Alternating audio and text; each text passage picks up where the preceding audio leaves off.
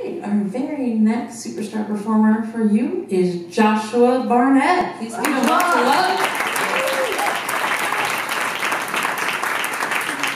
Here we go.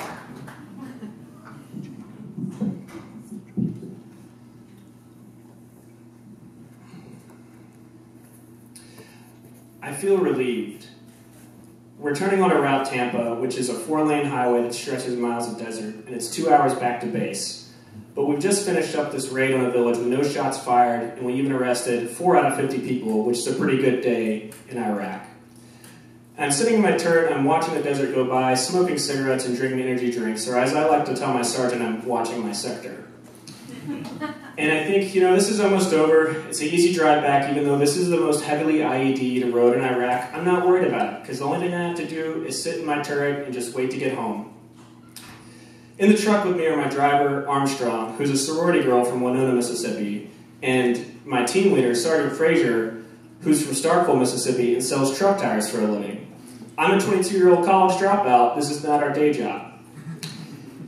And as we go along, also in the truck with us are the colonel, who has a special forces tab and was in charge of the whole raid and is God's voice on earth, apparently.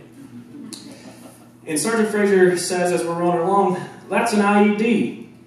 And I look to the front of the truck because I don't hear anything, and I look up and I can see one of the units that's with us in this convoy that's about 30 vehicles long, and there's a poof of white smoke. And I think that's not an IED. And I tell Sergeant Frazier, that doesn't look like an IED, And he says, well, that's because all the videos you've seen in training, they put gasoline in there to make a big fireball. And so at least I know I'm not about to be the star of an Al-Qaeda snuff film. And we go through it by the book after that. Everything happens like clockwork. And on the radio, chatter's going on. The unit that got hit is going to take their wounded out of the truck. They're going to leave. We're here with the other unit. We're going to provide security on the truck that was hit until explosive ordnance disposal comes and clears the site. And the Army has an acronym for this that I've learned since day one, and it's the 5 C's. And the first one is confirm there's an IED. Well, that's easy. It's already blown up. Number 2 is cordon, and that's where you get a 300-meter standoff distance. So our truck pulls up. We're the first truck up, and I can see the blast site about 300 meters away. The other unit's on the far side, and I can see there's a couple Iraqi police at the blast site because they never listen, and they don't follow the same rules we do. And the colonel says, Gunner, what's going on up there at the blast site? And I can't really tell, so I pick up Sergeant Frazier's rifle because it has a magnified sight on it. And I look, and I see about 4 Iraqi police picking up pieces of the truck, kicking stuff around, just screwing everything up. And I say, well, sir, it looks like they're fucking up the crime scene. And I knew as soon as I said that I fucked up. Because the colonel is in charge of training all the Iraqi police in the Nineveh province. And his biggest goal is crime scene preservation and teaching the Iraqi police how not to fuck up a crime scene.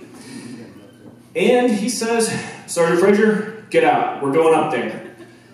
And I'm like, what the fuck? And Sergeant Frazier looks up at me and flips me off. And he mouths, you. And I know he doesn't mean it because I'm just doing my job. I can't tell a colonel no, I can't really lie to him. But I didn't really expect him to get out of the truck.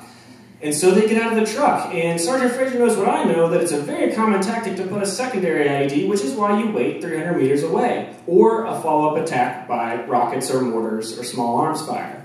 And so I watched them walk this long 300 meters on this highway, and I'm just thinking, am I about to see my team leader, who's been with me for 2 years through training, and now in 7 months in Iraq, get blown up at my first IED? And I wait, and my heart's racing, and they're talking, and then all of a sudden the colonel and Sergeant Frazier start walking pretty fast back, considering how much armor they're wearing, and I'm like, that's not good. And they get in the truck, and Sergeant Frazier says, Armstrong, move the truck back. The IP says Al-Qaeda's over in a village nearby with Katyusha rockets and they're going to hit us. So Armstrong puts the truck in reverse, and then Sergeant Frazier says, Barnett, get down on the turret. You can't do anything right now. So I get down on the turret and close the hatch, and I'm completely useless. And my heart's racing because you can't do anything to stop a rocket attack that you can't see coming.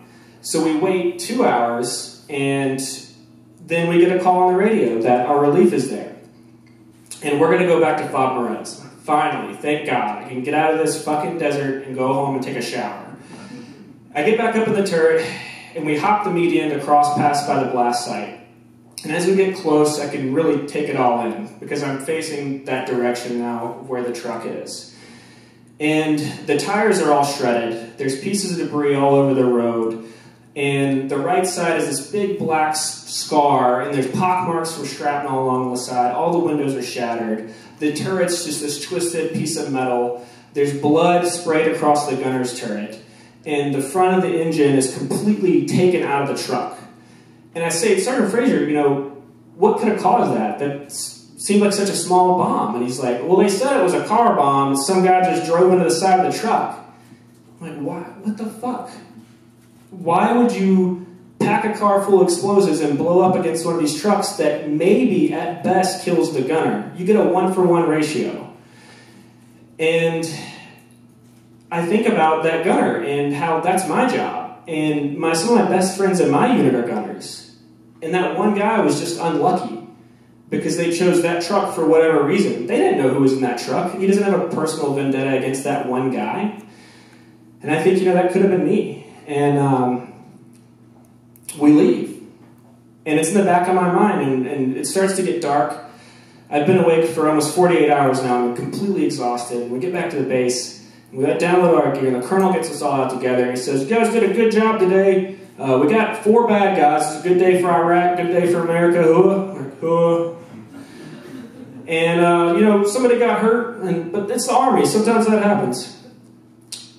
And I don't feel relieved even though I'm back on base anymore. That relief I felt is gone. And now I just feel frustrated.